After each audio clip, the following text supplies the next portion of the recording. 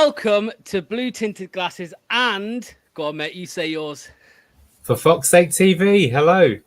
There we go. So, me and Anil thought that we would get together on this crazy deadline day. Deadline day is always crazy. Sometimes not so for Leicester, but we have some movement. So we're going to talk about incomings or incoming maybe, and then also some outgoings. But I know a lot of people will want to be here for the main news, which is Odsonne Edouard to Leicester City. So talk to me, Anil. I mean, as I'm sure everyone knows, it's going to be a loan move. What are your thoughts initially before we get into the breakdown and stuff? What are your thoughts initially? I think it's quite decent, to be honest. Look, everyone wanted Fotis. That's the fact. Everyone wanted like a saucy, exciting, exotic signing, someone that we hadn't seen before, who we thought could be good. And I think we got a player like that, but we got that player as the attacking midfielder, which was Bilal El Khanous. So strikers, I use this analogy a few times. I think the last time that we spoke, it's like if you're out on the pool and the pub's closing at 11 p.m. and it's 10:58 and you're feeling really lonely, you got to start, maybe getting a little bit less, expecting on what you can get. So of the options that are available to us, we were linked with Edouard before, if you remember, when Brendan was in charge. In fact, were going to buy him for quite big money, I believe, if we'd have qualified for the Champions League. So in an alternate timeline, he would already have been here. I know that he maybe is not the most spectacular for Palace, but you've got someone who's Premier League proven, I think can do a job. And I think, put it this way, Lux, you didn't ask me this question, but I think this is quite a big difference. If we'd have bought him outright versus we loaned him, I might have a different opinion. But I think to loan a player like this, I think is a good signing. It's better to make it than not make it. If it doesn't work out, no risk. And he could actually be quite good. So I like it. How about you? For me, mate, the other names we were linked with. So I was convinced up until probably a couple of days ago that it was going to be Datro Fofana. I was convinced because we've been linked with him since the start of the window. And similarly, it was the same with Skip. We were linked with him early on, and then we went in for him. Ayew linked with him early on, went in for him.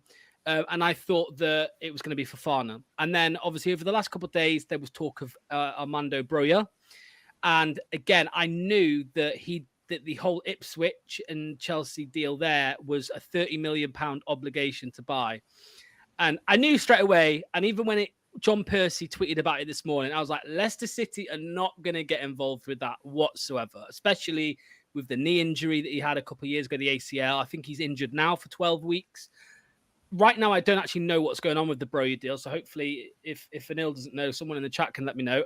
But loan obligation free, even option free, I just think it's a good move.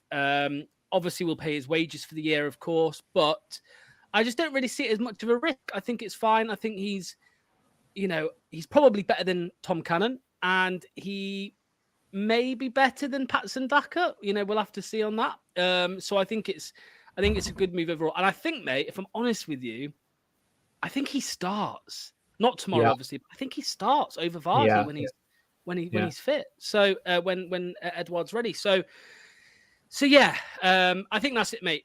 In the back of my mind, the main thing shouting out to me is risk free, and I think that's all that matters. So, do you want to? Should we get into what you've prepared for us all?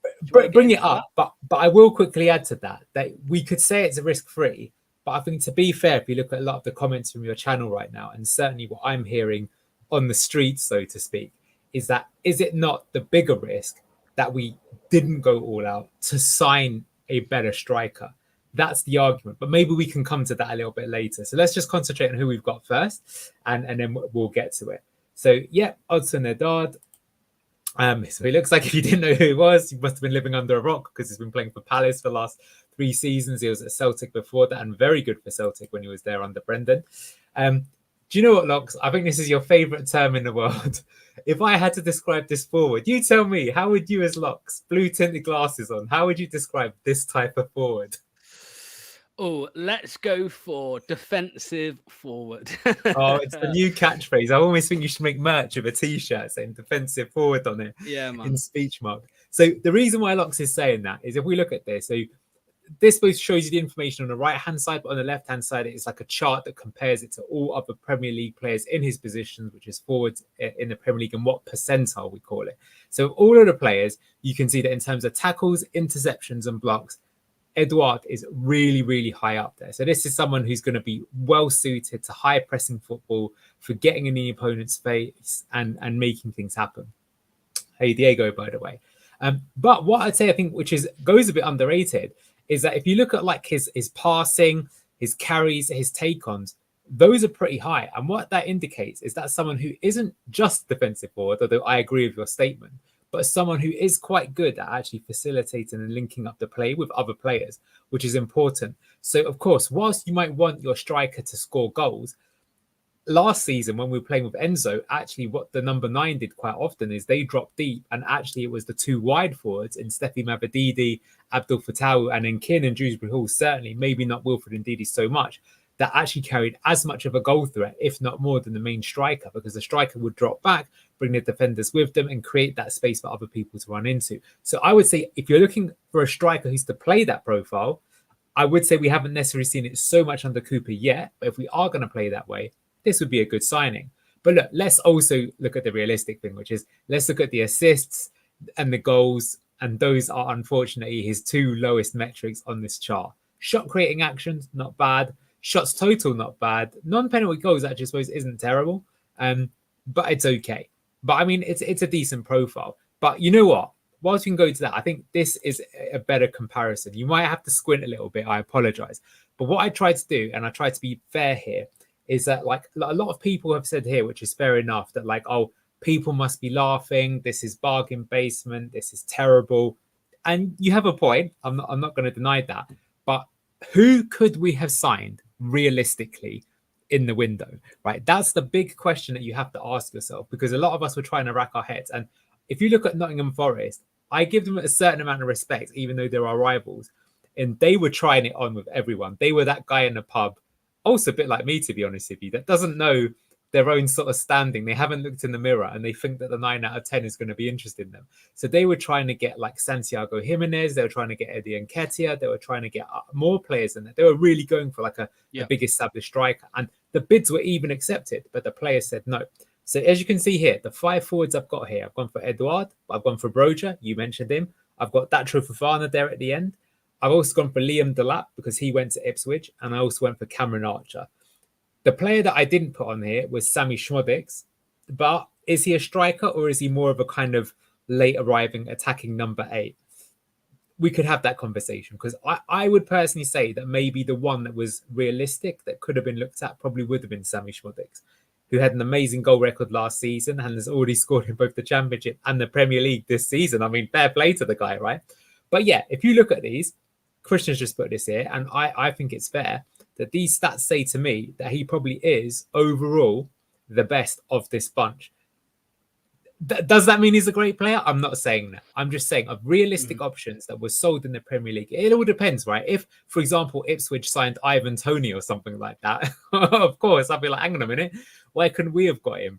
If Victor Osimhen would have rolled up at Southampton, I think Southampton would have exploded. But that didn't happen either, right? So of realistic options, this is who we're going for. So I'll pass it back over to you. But just looking at this, what I just want to bring out with these stats is there are other players who are quite similar, I think, in terms of pressing. But if you actually look at it, who's got both pressing stats and the ability to score, actually, the person who is highest overall in those stats, it would come down to either Edouard or Fofana. Take your pick. And I would say that given that Edouard, this is done on a per 90 basis, by the way, so that judges at your consistency. I would probably say Edouard is the better player here, but over to you. If I'm honest, mate, I'm actually quite surprised by some of the comments in the chat, because I actually am feeling quite positive, right? And trust me, I have not been positive out of the last probably 60 days. I don't know how many days the transfer window has been open for, but let's just say 60 days. I've probably been positive for about 3 of them, right? And that was when Zaha was getting. That was when Zaha was rumored, right?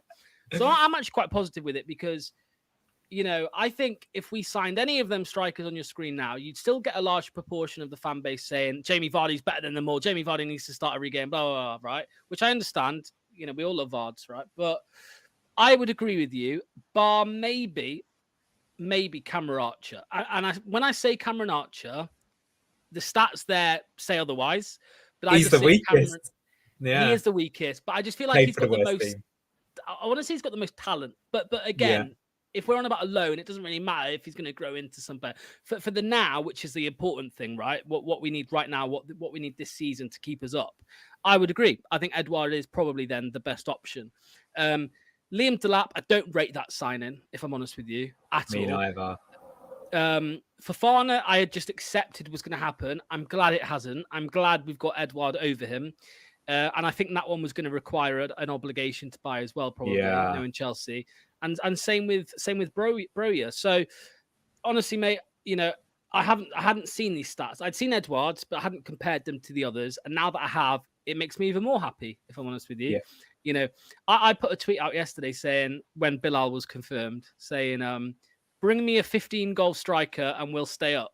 And Edouard probably isn't a 15-goal striker. He could be. He could well be. You never know. Let me ask you a question, though, Loxer, because these are some fair things that are a bit elephant in the room.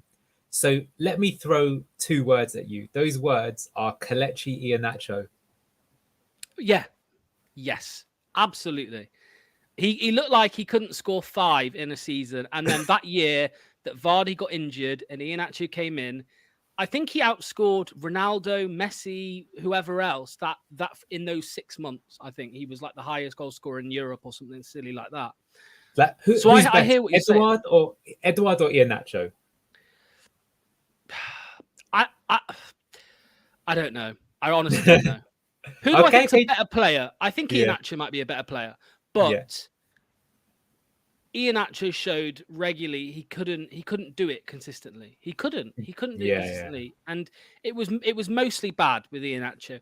I liked his link-up play. I liked it. I did. But I don't know. It's hard to say, man. I can't pick between the two.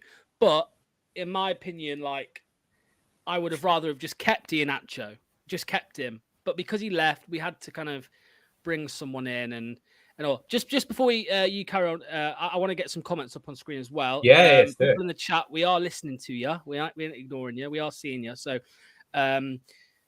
Krishna said, I would have liked an option to buy. Yeah, an option to buy again, risk-free, right? Absolutely. But there might have been more complications in the deal, having to sort that all out. And this was the quickest way to probably get it over, to get it sorted. Yeah. Again, another negative comment from Gray, but I understand where he's coming from. Our stock is low now, though. Bad running of our club. Would you sign for Leicester? I mean, this is why we're never going to get the likes of Santiago Jimenez, isn't it? Because, and even like Eddie Nketiah, not like I'd want him, but you know what I mean? Eddie Nketiah, these players wouldn't come to us at the minute. I want to get your thoughts on this one, Anil. Beyond the 90, Crystal Palace fans are happy, which is not a good sign. Very different energy to Ayew leaving. What are your thoughts on that? That is interesting. He hasn't been successful for Palace. I thought at the time when they signed him that was quite the coup. I do remember there was a game though that I think we were 2-0 up and ended up losing 3-2, and Edouard did score in those games. So classic, he would score against us. But what I would say is that how have Palace set up until very recently?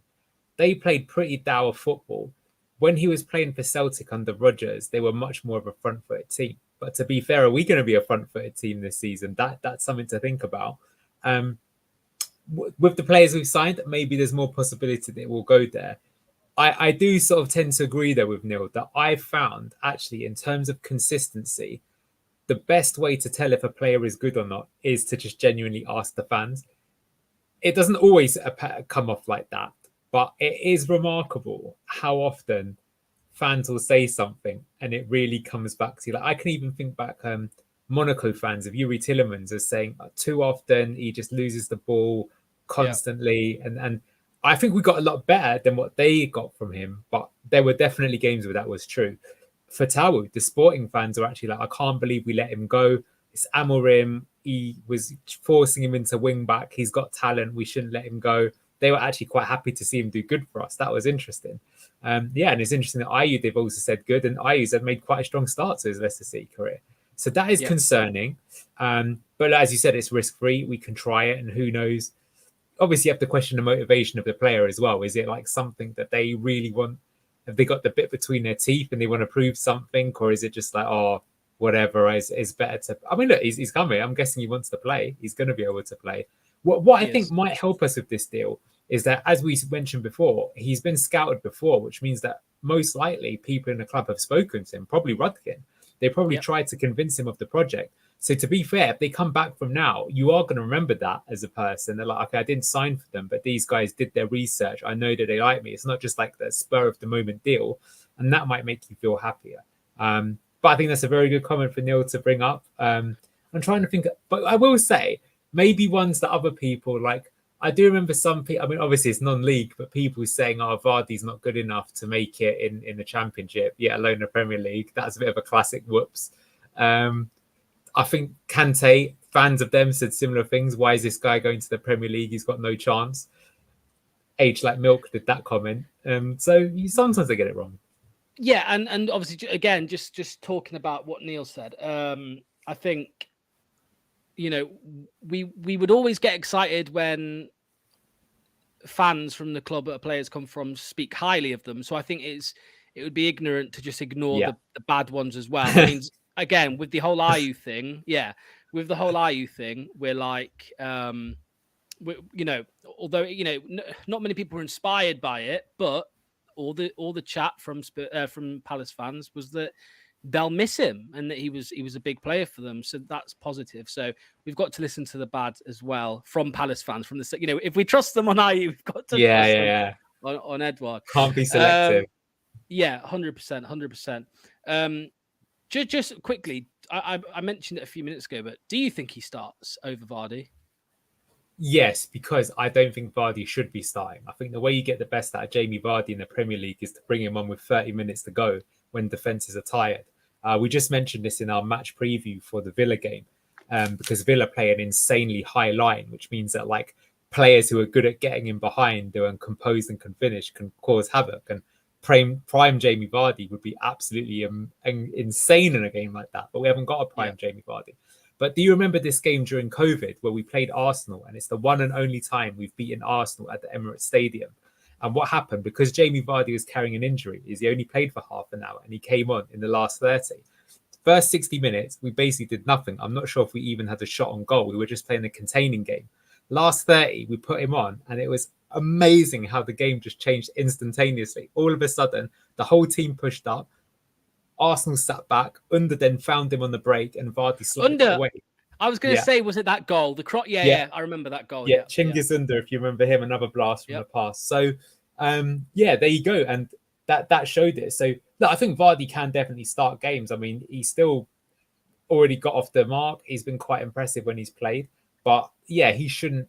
We want to get the best out of him. So, I think we can rotate. I mean, look, I would ask you this question. If Patson Daka wasn't injured, do you think we'd have signed a striker?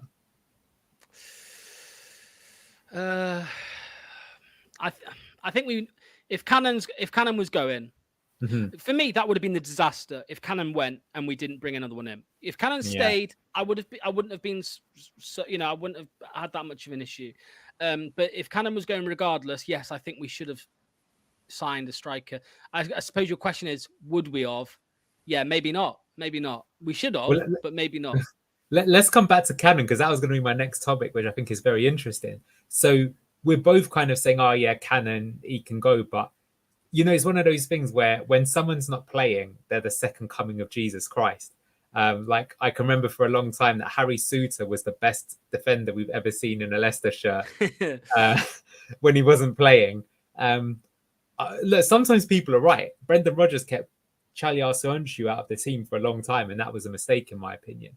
But Tom Cannon, I didn't know too much about him. He was injured for a long time, but when he played last season, he was quite good. Yes, he was. Am I unfair in saying that? He was quite good. So we're not. Look, I can understand why we wouldn't, but yeah, let me ask you. So why haven't we tried Tom Cannon? Why won't we use him? You know what, mate? If I knew that question, yeah. You know what I mean? That's the answer to life itself, mate. Honestly, I've got no idea. Enzo Maresca, mate, when he played, I remember. Was it the Millwall game? Do you remember the Millwall game? Was that the FA Cup game? He scored 2. Yeah, I don't know if that was. Yeah, I think it was. I remember him scoring against Birmingham and Huddersfield for sure. He probably did score against. I mean, he was quite good. He scored when he played. I think he scored 2. I think he scored Yeah, two goals against Millwall in the cup, and I think that might have been his first game or maybe the second game that he scored in. And I was like, oh my god, this guy's great. You know what I mean? What have we found a gem here? And then as soon as Daka's back, as soon as Iheanacho's back around the club, that's it. They're in ahead of him, and I didn't really understand it. And I thought, oh well, maybe it's one of the, maybe it's Enzo. Maybe just Enzo doesn't like him as a player, or doesn't suit his system or whatever. But since Cooper's been here, it's been exactly the same. He barely got any minutes in preseason, if any. I think he got a few. Mavididi was being played as a striker over him, and I'm just thinking, what's he done wrong, and it does make me wonder: is he just really bad in training? Like, is he stinking, or does Cooper just not think he's ready at this level? Is that it? I think it's hard to tell. I can't imagine it being the latter. Like, I don't know, mate. What do you think? Because it really has me stumped. It really does. I know there's a big gap. Andrew says it here. There was a big gap. bring that up. That's a great comment. Yeah, there's a big gap between a championship player and Premier League player. Lots of 20-goal championship strikers can't do it in the Prem. I think Cooper likes a more physical forward. I understand that, but surely he's good enough to be third choice in the Premier League. You know what I mean? Yeah, so I find it interesting. Look, first and foremost, and this worries me a bit more, is that everyone's very concerned with John Rodkin, but it's like I thought Leicester, we don't really have a director of football role, even though that's technically what John Rodkin is. I think he's more of a general manager. Like, a good director of football is supposed to be the guy that has like a multi-year plan. So, for example, if you're signing Tom Cannon, there's nothing wrong with that. And the point is, they said when we signed him, we're signing one for the future. But if it's one for the future, and now we're just going to farm him out after 1 year and he's hardly had any games, that just indicates someone's bad at their job. But I think worse, it kind of indicates bad joined up thinking. Like, the best teams, I think Brighton are really good at this, is they sign players. And Buonanotte is a great example, who's been loaned to us. They'll be like, okay, we don't expect this guy to be ready till he's 22. So he's 19 now. But this is what we're going to do. And we're going to make sure that each loan he has is a little bit higher up, a little bit better, so that he's either in the conversation for the team, or at worst, we're going to sell them for a profit. And it's like, if there's rumors that Tom Cannon's going to be sold for 5 million, we paid 7.5 million for him. Does anyone understand maths at Leicester City Football Club? Probably not. That's why we're going to be on -8 points pretty soon. Well, yeah. So that's really, annoying.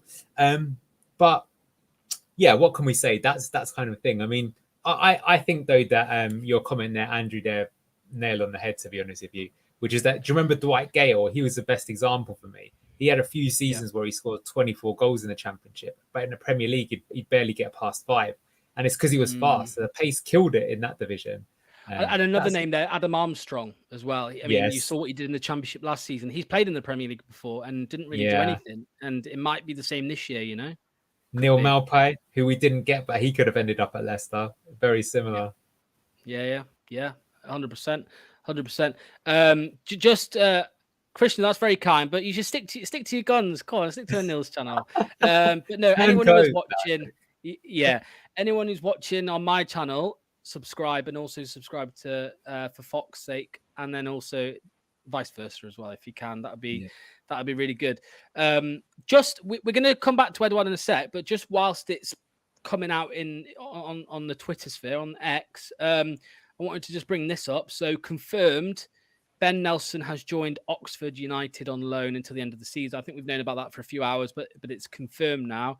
And also, as we were just speaking about him, Tom Cannon and Stoke have both confirmed that he is the number 9. So I know he was linked with Sheffield United as well, but it looks like maybe he preferred Stoke. Maybe he's going to get more minutes. You'd imagine he'd start a lot of games at Stoke, whereas at the Blades, you don't know. Maybe not so much.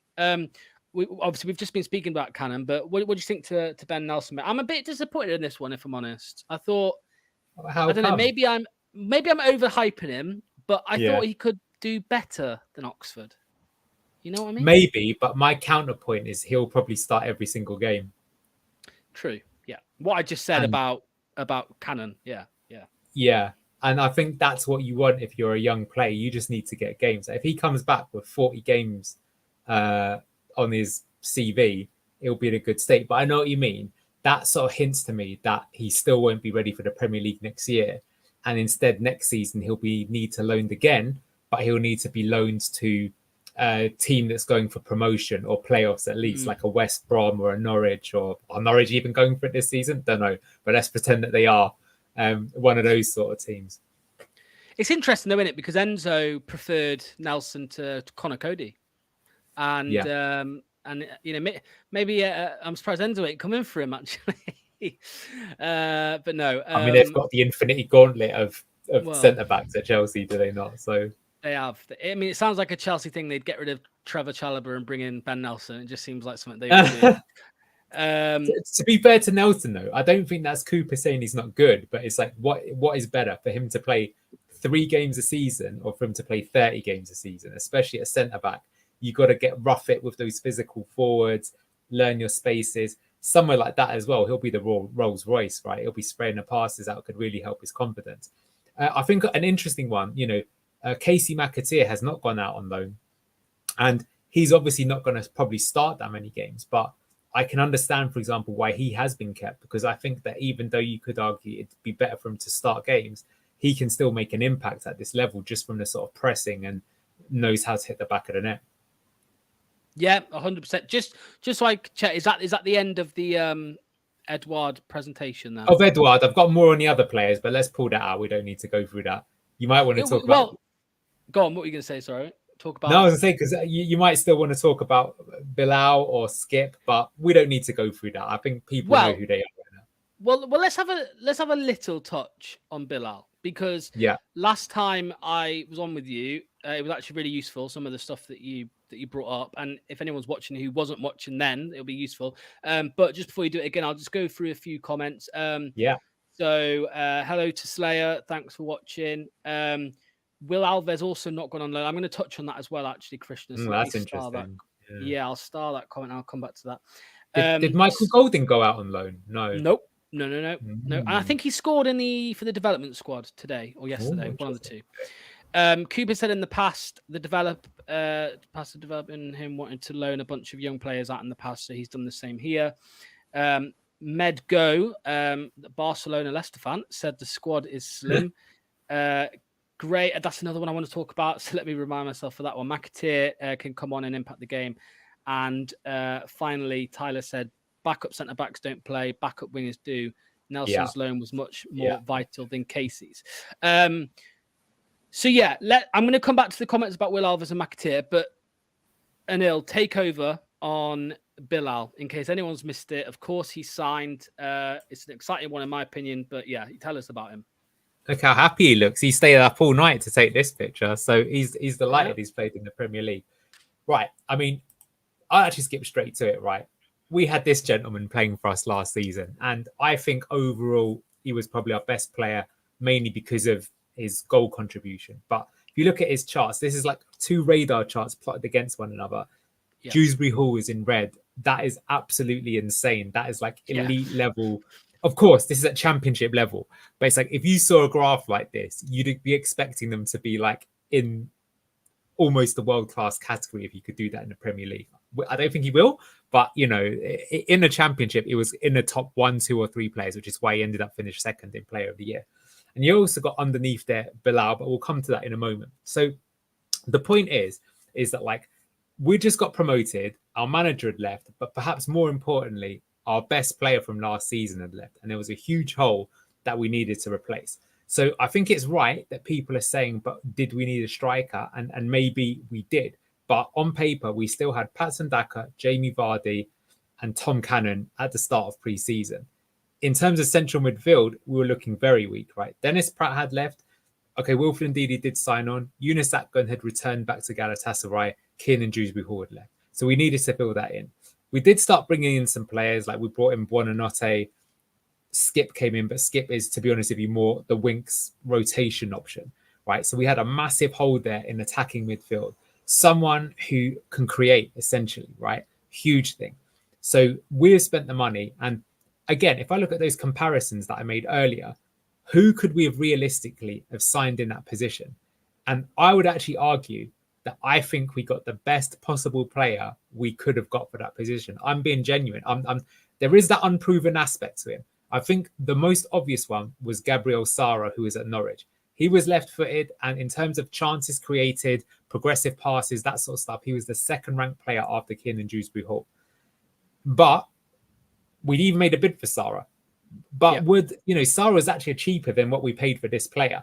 So I think we knew the value of him and we knew that he was good, but maybe not. The fact he went to Galatasaray as well, I think it speaks volumes, right? I know a lot of people, for example, said, why didn't Leicester sign Gustavo Harmer? But he stayed in the Championship for Sheffield United. It's like there must be something that the stats are saying why these teams are not picking them up, whereas other people, they'll jump on like hawks. So Bilal, if you look at him here, his stats are so good, right? Firstly, in terms of the creativity, look at his assists, top percentile. Look at shot creating actions, right at the very top. Passes, progressive passes. This guy is going to be the guy to deliver the ball to the strikers and wide forwards to create chances for us. And against Fulham, we weren't doing enough of that. Simples, just weren't creating enough chances. So this is a big hole that we had in the team.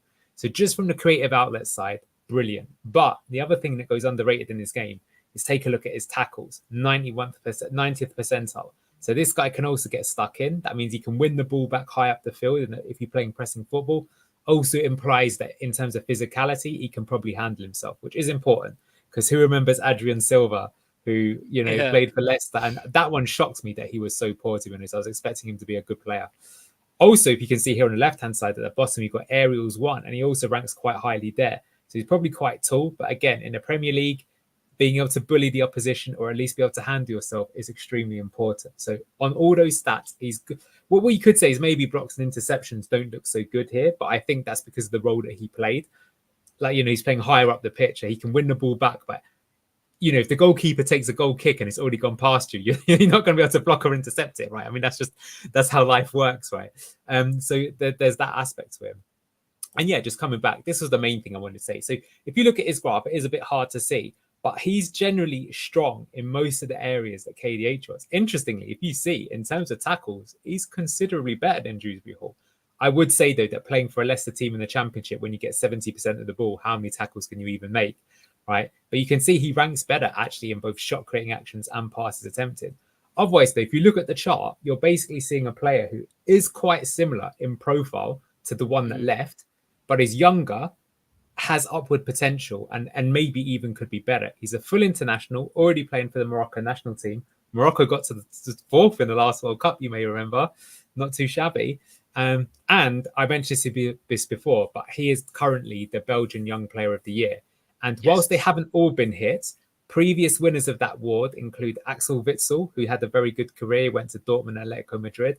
There was a guy called Yuri Tillemans. He won it twice. Can't think if he ever did anything good. I reckon he might be quite good if he went to a couple of Midlands teams. Never know. And Leon Bailey was another one who's also playing for Villa at the moment. And he also comes from the same club, Genk. Genk have provided players in the past. They provided a guy called Wilfred Ndidi. Heard he was all right in the Premier League and even the Championship if it goes that way. They had a player called Thibaut Courtois. They had a player called Kieran Dewsbury Hall. They didn't have Kieran Dewsbury Hall, but they had Kevin De Bruyne, who's also a pretty good player. Leon Bailey also came from Genk as well. And Yannick Carrasco also came from Genk. So they've got good quality. I mean, again, they didn't all work out, just to make sure that people get both sides of the argument. There was also a guy called Wesley. He ended up as a striker for Villa. He came from Genk and he didn't do too good, but he also got injured, to be fair to him. So yeah, I just think overall, I would ask everyone actually in the chat as well, what was the highest priority position that we needed to address? In my opinion, it was this position. And I was concerned, if I'm being honest, I think this signing should have been made as the first signing we made at the start of the transfer window.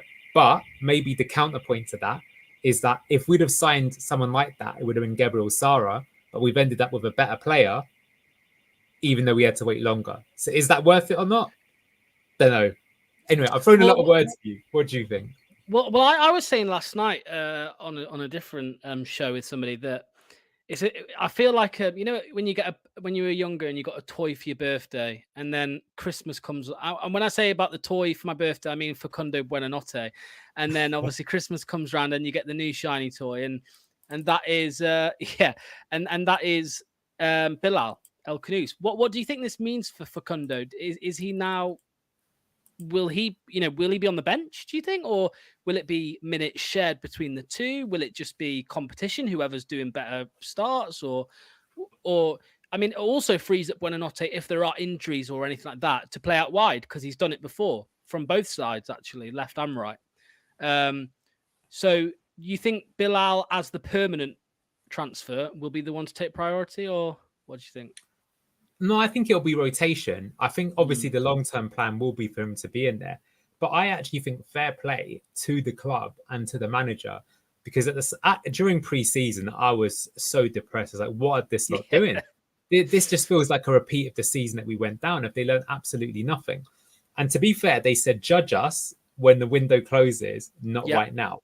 My fear for that was, though, is that by the time the window closes, I mean, we play Villa tomorrow, and the problem is that because some of these signings may not be able to play, look, the likelihood is after 3 games we'll have 1 point, right? And if we end up going down by 2 points, and we could have got those extra 2 points because we made the signings faster, I will be extremely annoyed, because I felt the season that we got relegated, Dean Smith may not be everyone's favourite cup of tea, but he was actually averaging over a point a game. So if Dean Smith had been in charge for the entire season, that would mean 38 points, which would mean we'd have stayed up, right? So point is they acted too slow and we went down. And that's my fear, that, again, we acted too slow.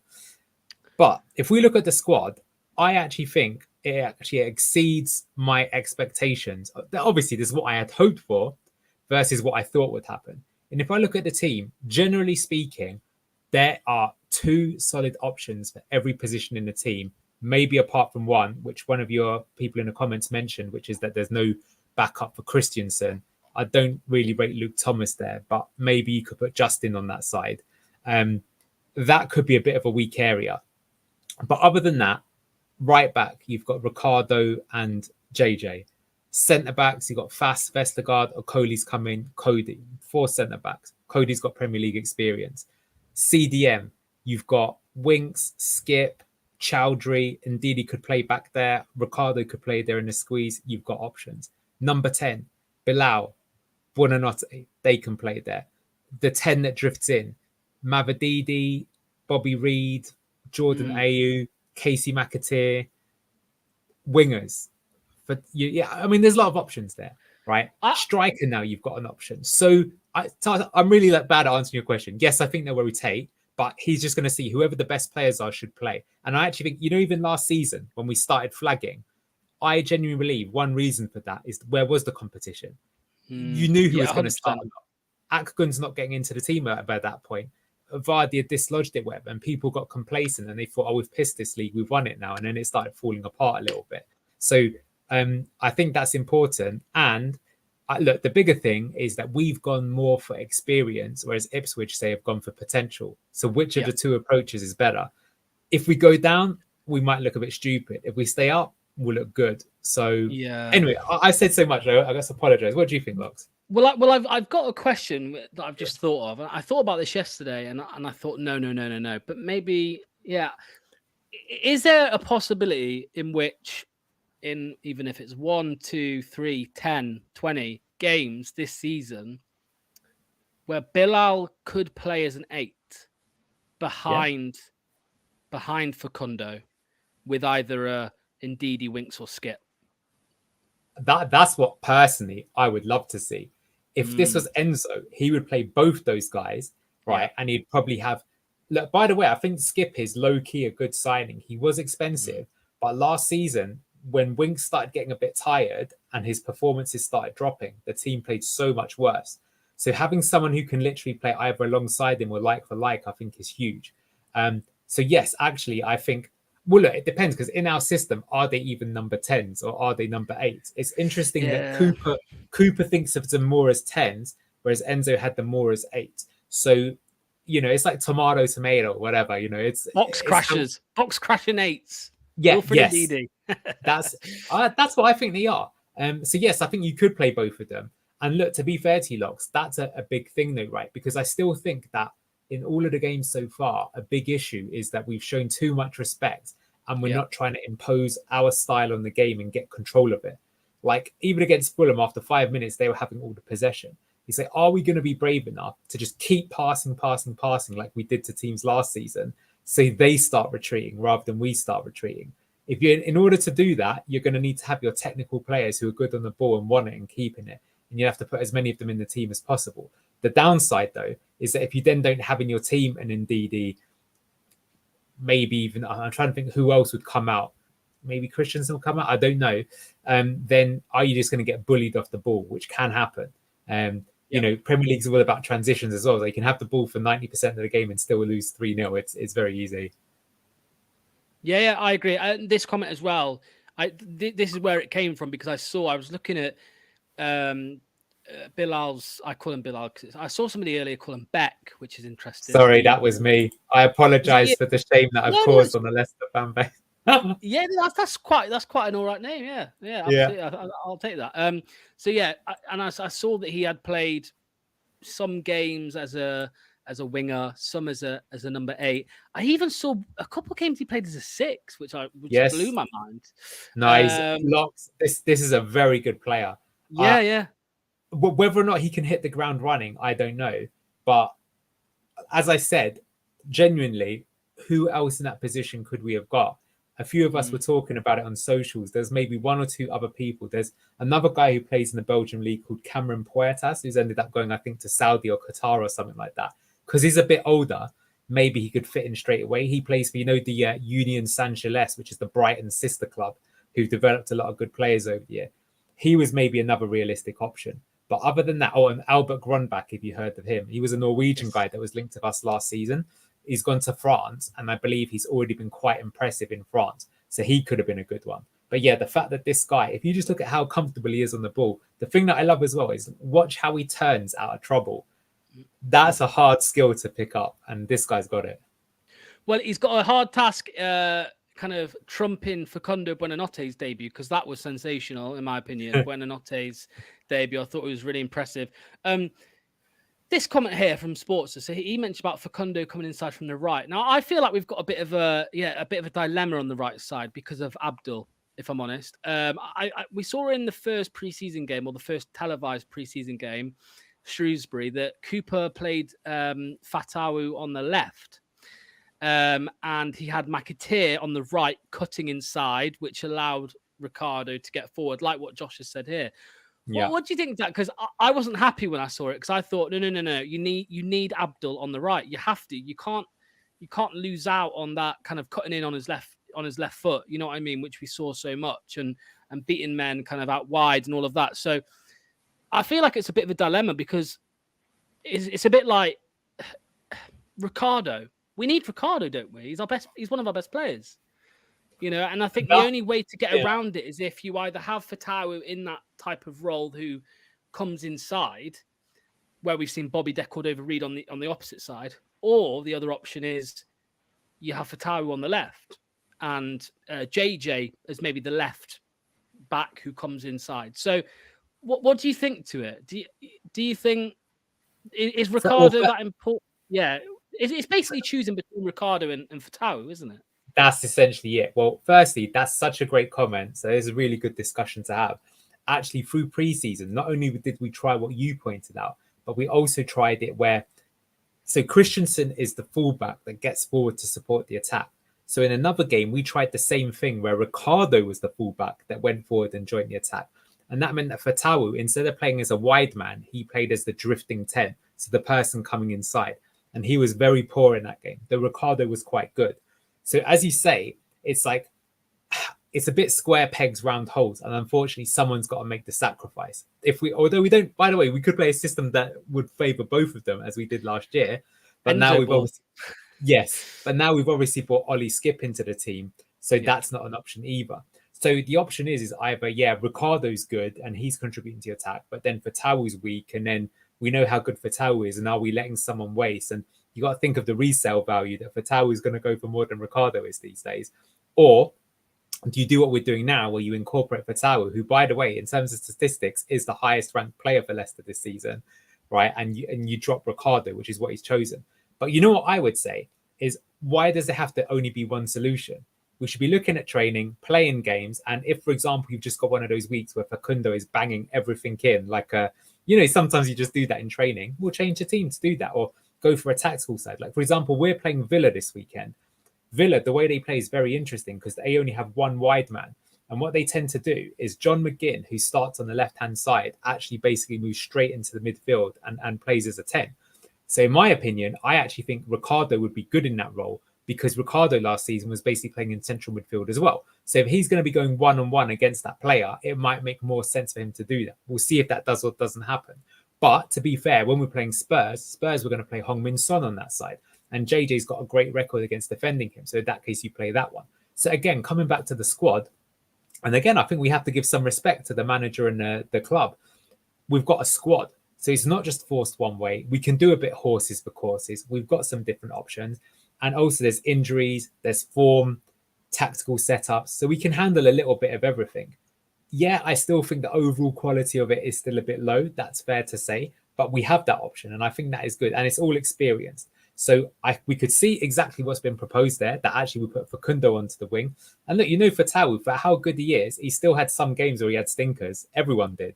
Mavididi had some stinkers last season, if you may remember. Even Vardy had some stinkers. Even Kiernan Dewsbury Hall, I said he was our best player. He had some absolute stinkers at some point in time, right?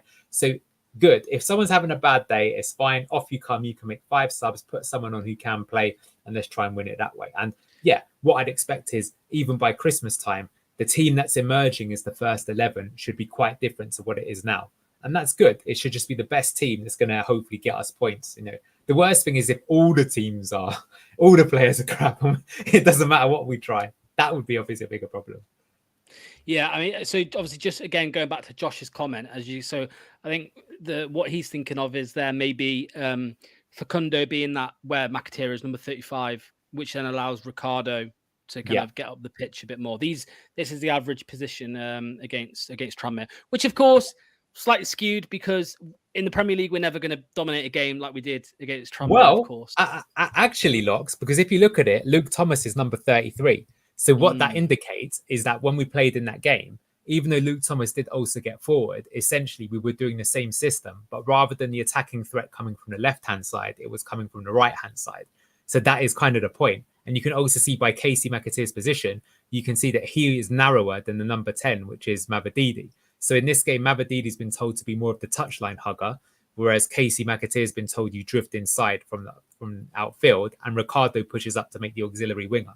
So I think that is the perfect example. We could do that, and we could do that against any team. And maybe, again, from a tactical point of view, it's more like you look at their team. So if their team has a weak left back or a weak right back, well, if you think they've got a really, I hate to say this because they're not going to do this, but if Chelsea lined up with Ben Chilwell, then maybe I would try and attack down the right-hand side because, he's not that great. And I'd put Ricardo into the team to try and get the double overload on him, right? But, if you were up against a peak Paolo Maldini, I wouldn't do that because he's going to have you for breakfast. So lots of options. It's a great comment by Josh, by the way. Yeah, 100%. I just had a little look online for this. But as far as I can see, it looks like he's actually traveling down to Ipswich as we speak to sign for them on loan. I don't know if there's any obligation or anything like that, but that's being allowed because of Raheem Sterling. I know, Arsenal. That's crazy, isn't it? Yeah, it's nuts, mate. It's nuts. Quickly, there's 54 people watching on the stream. If you can hit us a like, if you're watching on my channel, go over to Anil's and hit subscribe and then vice versa as well. Let's get some comments up. Sancho to Chelsea. Here we go, apparently. So that's an interesting one. What a mental team they are. Yeah. You look at Noni Madueke against Wolves and you think, oh, we're fine over there. We don't need anyone else. And then, no, let's bring Sancho in. You know what I mean? Just because we can. Do you know they've also signed 2 of the best young right wingers in world football? They've got a guy called Kenry Paez, who's this Ecuadorian winger who's a full international at 16 years old, by the way. And they've signed a player called Esteval, who is like the best Brazilian player since Neymar, right? So I know they're gonna Esteban from Football Manager. yeah, me too. Respect everyone who knows the FM lovers. Yeah, top player. Um, and yet they've signed with someone who's probably going to be on 300 grand a week. Mental. Yeah, 100%. The final whistle's here. Evening to you, Jack. Thanks for watching. Thanks for leaving a comment. Here's a question, because I've seen this come up a few times and I haven't mentioned it yet. Has Cooper been backed enough? Now, I feel like he has. I feel like he wanted to strengthen maybe the midfield area, and he's done it with 3 players: Skip in the more defensive areas, and then Buonanotte, which is a more than capable Premier League footballer, and now Bilal El Khanous.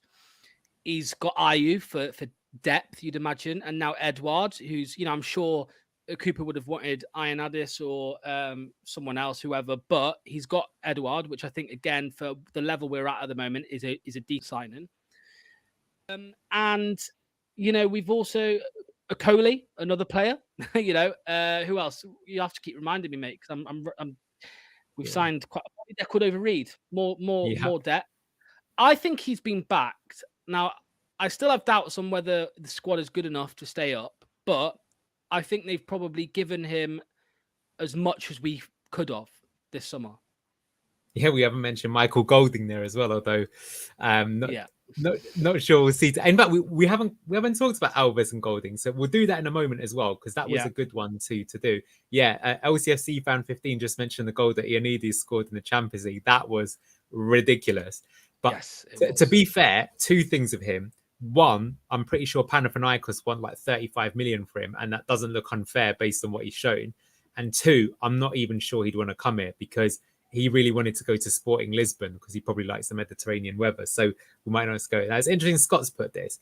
I was going to say, actually, I'm surprised no one's mentioned this, but with our centre-back, we don't actually have a left-footed centre-back at all. So Callum Doyle was signed for that reason. Now, maybe with the new system, it's not as important, but I was convinced that we would try and sign one. And I have to say, I was a bit annoyed that Ipswich got Jacob Greaves for a fairly reasonable 15 million. I actually would have signed him above Caleb Okoli, in my opinion. But the fact that Okoli came in quite early makes me feel that either Martin Glover or probably Steve Cooper really pushed for that one, how aggressively we got him in, because I think he was the first player we signed even. So there we go there. Yeah, maybe we're a bit weak on the left-hand side, but like I say, I'm just thinking about the squad, and I think we've got lots of options everywhere, which I didn't think would be the case at the start of pre-season. But as per your comment, there is a thing of quantity or quality. It's like if you go to Primark locks with £100, you'll probably be able to clothe yourself for, well, I would say a year, but you wouldn't, because of Primark, those clothes will get ruined after 6 months. So, is that as good as if you'd have gone to, like, I don't know, Ted Baker or something like that? Something for someone else to say. But I buy think cheap, overall, buy twice. Yeah. That's the problem. But I'd be interested what he would think. I got a feeling he would overall probably say it's okay. Like, it could be better, but it could definitely be worse. And would you have taken that at the start of the window? I even asked that of you as a fan. So assuming we get Edouard, right? From where we are now to, I'm guessing I can tell by that face, probably not, because I think, to be fair, the one that irks people is it's not either Reed or Ayew. I think it's the fact that we have both of them. I think that's what annoys people. I think if we only had one of those two, people would be a bit like, imagine we had Reece Nelson instead of Bobby de Cordova Reed. Sula. Matthias Sula. Maybe, but I think that we've gone for El Khanous, and I think El Khanous is the better player. I think Sule's a good player, but I don't think he could, like you mentioned, that El Khanous could be used as a 6. Sule cannot play that position. No, true. But I will say this, if he ends up being an Argentine international for the next 10 years, it wouldn't surprise me. He does look like a very good player. I think he will be, personally. I think he will, but still, it was always going to be a hard deal to do with Roma knocking around. Of course it was. Yeah. With him currently living in Italy, of course. But no, I would, I mean, the window started quite interestingly, actually, because De Cordova-Reid and Okoli were quite under the radar. We didn't hear about them until literally last minute. And then that's when we were just linked with everyone, literally everyone. And then we've done some signings still under the radar. Obviously, this one was definitely under the radar, Edouard. But I've got a feeling it probably wasn't decided until this morning or something like that it was going to happen. They might have had it on the back burner, waiting for if Nketiah came in, of course. That's you need to remember that. So Zaha, he's the one that got away. Zaha, yeah, I'm still feeling that a little bit because I think he just brings an X factor, doesn't he? Like he just brings something different, and I don't know. There were a lot of problems with the deal as well. I mean, £9 million for a year is a bit financially irresponsible, isn't it? Let's be honest. Yeah, after we've been slagging the board off because of breaching. It might be head versus heart, but I will say this. I was so excited for Zaha because I think he's a player that signing could keep you up. That's how highly I rate him. Yeah. And that's maybe the one downside. I think we've signed lots of players, but unless El Khanous literally hits the ground running immediately, and he might, by the way. Yep. But I don't see one signing there by themselves that I think is so good that just by themselves they keep you up, right? Cast your mind back. But when the last time we got promoted from the Premier League, we only really signed 2 players, Leo Ojoa and Esteban Cambiaso. But I am, well, you can probably see, well, you can't see it at the moment, but that's still the shirt of pride that I have here. And I am convinced that if we hadn't signed Esteban Cambiaso, we would not have stayed up that season. Some people think he's a bit overrated, but as someone who went to a lot of games that season and saw what he was doing, like it's funny, he was like organizing teams so well. And so what I'm saying is that like, have we signed anyone of that potential? I mean, look, I think another thing we've got to think of though is we're in a mini league, right? And that mini league probably only has 4 or 5 teams, right?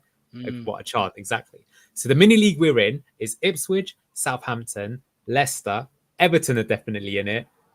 And who else is in it? It might only be a 4-team league, to be honest with you. Mate, honestly, don't get me started because I was in a playback stream earlier on with this guy, Leicester fan. He's a good guy, Zach, but he was telling me that we've got better squads than Wolves, than Brentford. And I'm like, what are you smoking? Yeah. Like we ain't. But what I will say, by the way, mate, is I was speaking to Villa fan last week, a few days ago, Neil, from the For the Love of Paul McGrath podcast, and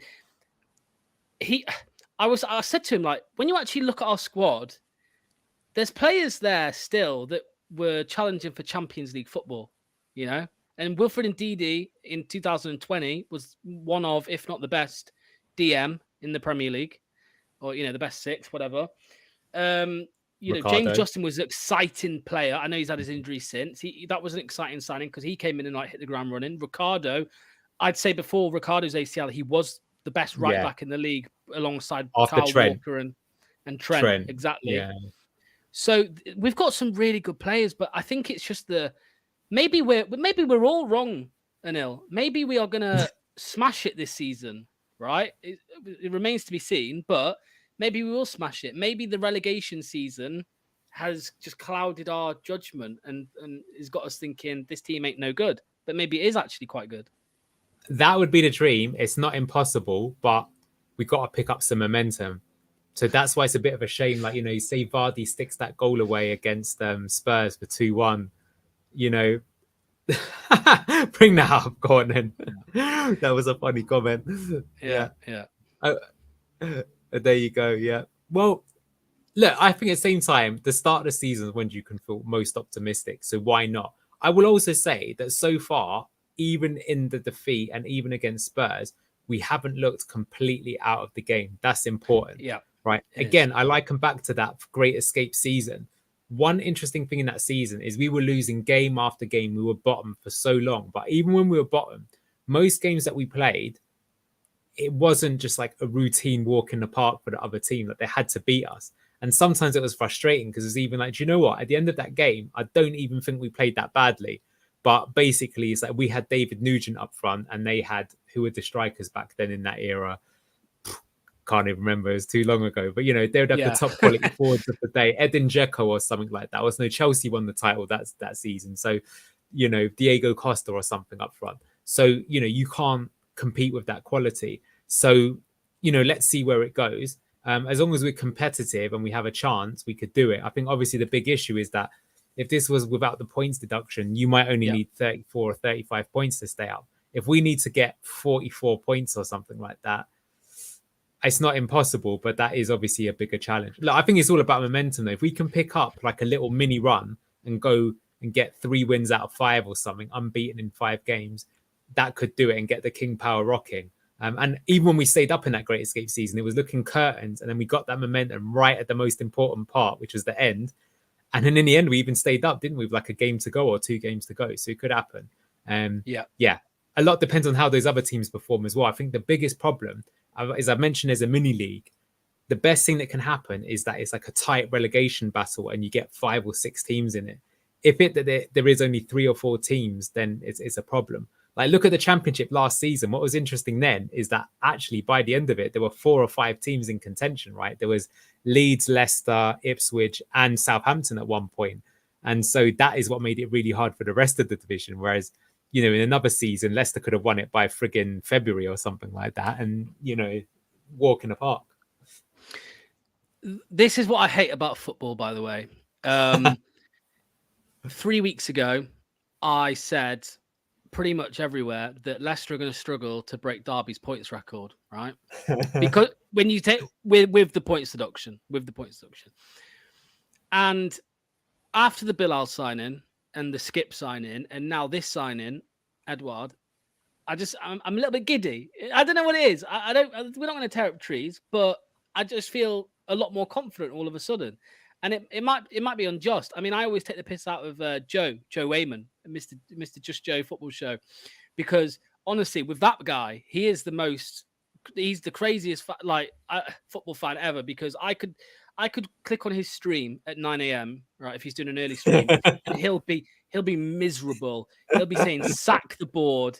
We're going to finish 6th or 7th or 8th. 6 hours later, I click in and he's like, HMS piss the league and all this, right?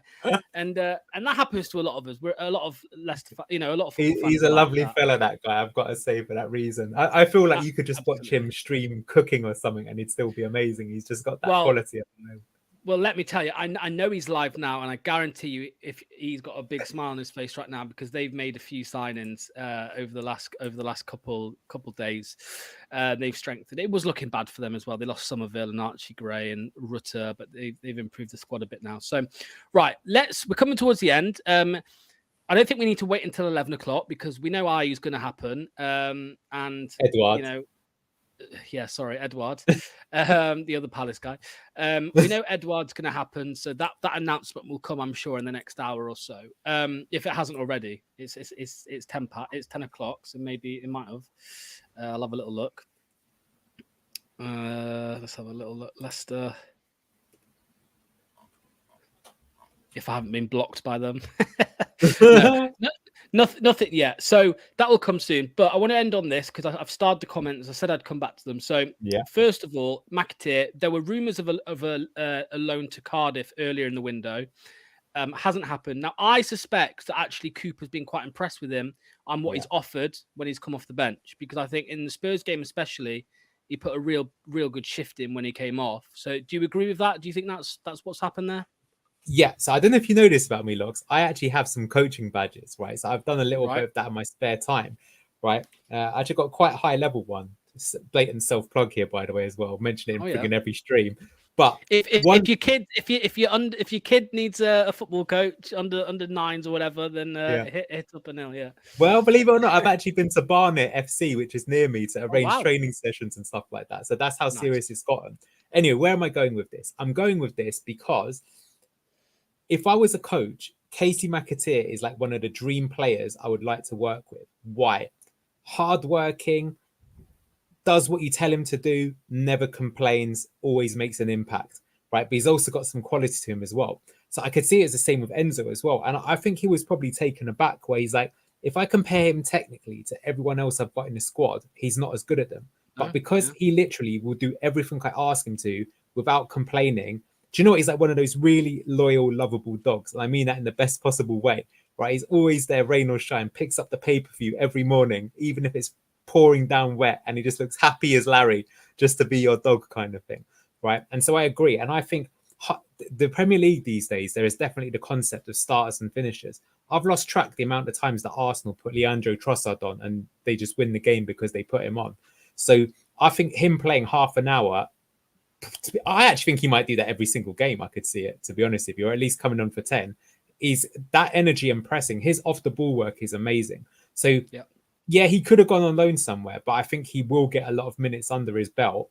Maybe they'll review it again in January, just because the only thing I think is it's a little bit unfair to him that, like, yeah, maybe if he has like the full season, he'd come back like a level above like what happened with King and Dewsbury Hall. But I personally would keep him for that reason. And I would enjoy working with a player like that because all your off the ball instructions, he's going to follow and he won't make mistakes in that sense.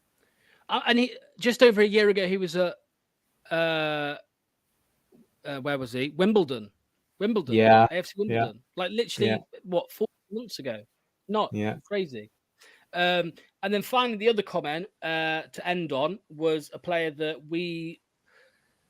I think every Leicester fan's spoken about him over the last 12 months, 2 years. It's Will Alves, who is kind of considered Leicester's best young academy product at the moment. Obviously, he had his ACL injury 18 months ago, 2 years ago, whenever it was. There was talk that he was going to go on loan because Cooper doesn't seem to fancy him just yet, or doesn't seem to think he's ready because he didn't really play much in pre-season, and he's not. I think did he make the bench against Fulham, or did he not even make the bench in the 2 Premier League games? I don't think he did. He came on against Tranmere though. Yeah, and he did all right. Yeah. So what's your thoughts on this one? Do you just think maybe no one was in for him, or do you think that Cooper just wants to keep him around? Because it looks like he's not going anywhere. They might want him for the development squad. I don't know. This one, I think, is a bit of a mistake not to send him out on loan because I think he's got the most explosive potential. And I just think that the best way someone like that, unlike Mac, see, the thing is that I don't think Alves will make that much of an impact in games. Although I admit that he's that sort of person that could dribble past 4 players and win a penalty or smash it top bins. But I think McAteer, because of that off the ball pressing, like if you either want to get back into a game or see one out, having someone that just is relentless is honestly a huge asset to have, especially in the last 30 minutes of games. Whereas Will Alves, I think he is extremely promising, but I think it would be good for him to go somewhere and be their hero for a little bit. But actually, Ben Nelson might do it at Oxford. But like, I feel like if he went to a team like that, a Plymouth or something like that, and it's like, oh my God, he's the next coming of Rooney, playing for Rooney or something like that, then he'd come back. And the one that I really think of is Harvey Barnes. Like Harvey Barnes, I remember when he first started playing, no one thought much of him, but the club internally did think a lot of him. He went on loan to West Brom and he just smashed the Championship so hard that we brought him back, and then he came back into the team. And to begin with, people didn't really think he was that good, but that really helped him, and he ended up being a big sale for us at the club. I think he could have an impact. Look, who knows? Maybe like the other one we mentioned is Michael Golding. To be fair, look, maybe you want to teach these players how the system works and get them lined up by spending a lot of time with them. I don't know how Steve Cooper works, but I often think if I was in charge of a club at Leicester, which thank God will never happen because it'd probably be a disaster. But if I was, what I would do is I'd make sure that like the development squad and the first team were playing the exact same tactics. And I'd actually do a little bit of like almost mini, like, although there'd be an assistant, a manager who's actually in charge of the under 23s, I would be going to them, watching all their games, and I'd pick up on that assistant if he was deviating from the plan. And I'd be like, why are you playing this system? Play that system. I want it so that if it's not now, in 6 months' time, in 1 season's time, that player is ready. And that's what the best teams on the continent do. So do you know Dortmund, best example, when they sell a player, they've already got the replacement internal. And if they don't have it internal, that's when they buy. Otherwise, they've always got the production line going. Well, what I will say to that is Enzo did it last season because I was watching an interview, Wanya Marçal, and he was saying that when, obviously, he was in and out of our squad, wasn't he? But I think he went back to the under 21s and whatever. And he said that they were doing Enzo ball basically in their training and in their matches and trying to implement it. So that's actually quite promising because you think of players again like Wanya and Will Alves and Sammy Braybrook. They were playing that brand of football, which is obviously much better than playing some kind of Brexit ball or something, you know what I mean? Right. Thanks to everyone who's been watching for the last hour and a bit. It's been great. Hopefully you learned a lot from Anil, not much from me, but a lot from Anil in with regards to Edward and Bilal as well. We touched on. What's coming up on the channel this weekend or anytime soon, Anil, for you, so people know? For me, we'll be doing the instant match reaction, rain or shine, whatever happens in the match tomorrow. And then what we like to do, I'm not sure if we'll do it on Sunday, but hopefully we will, is we like to do like the super in-depth tactical breakdown. As I said before, what we're trying to do is what really pisses me off, Locks, is that if you watch terrestrial TV about a team like Leicester, they don't care. Their analysis will just be like, oh, Jamie Vardy scored a goal next. Right, then they'll spend an hour on Man United. They just won't tell you what's working, why it's working, where do we need to improve. So that's the space that they're trying to fill. Really look into what's going on and why. And now we've got this deeper squad as well. I think we're going to get a much bigger indication of how we're playing and why. Much love to all the commenters, by the way. Do you know what? I thought today we would get a lot of people watching because it's, you know what? Even if you had plans on transfer deadline day, I didn't ask you this, Locks, but it's a guilty pleasure of mine to just stay in, pop Sky TV on and just watch the madness unfold. Because sometimes even if your club doesn't do anything, you know what I mean? It's like, yeah. So no, I completely agree, mate. Yeah, 100%. Yeah, agree. All right then. Well, let's end it there. Thanks again for everyone who's watched. Hit the like button as well, please. There's over 50 people, so hit the like and subscribe on both channels. And if you want to enjoy, you're not going live again tonight, are you, Anil? No way. No. Right, no, I just wanted to make sure. Are you? If the deal falls through, are you coming back on to be like thumbnail disaster? Hey, if the deal falls through, you're coming on with me, mate. No, I was going to say, everyone, if you're not done with Leicester City just yet tonight, then if you head over to Twitter or X and you go to Foss Hub, just at Foss Hub, there'll be a link on his page to a playback stream, just a stream like this, but on a platform called Playback.